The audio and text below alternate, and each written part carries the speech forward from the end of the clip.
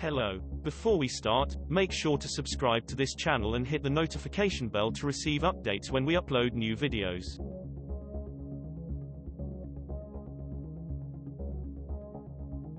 The Nissan Z Proto may not be available to purchase yet, the name, Proto, meaning prototype, but it does provide an early glimpse of what to expect for the production model. At the heart of the Nissan Z Proto is a twin-turbocharged V6 engine.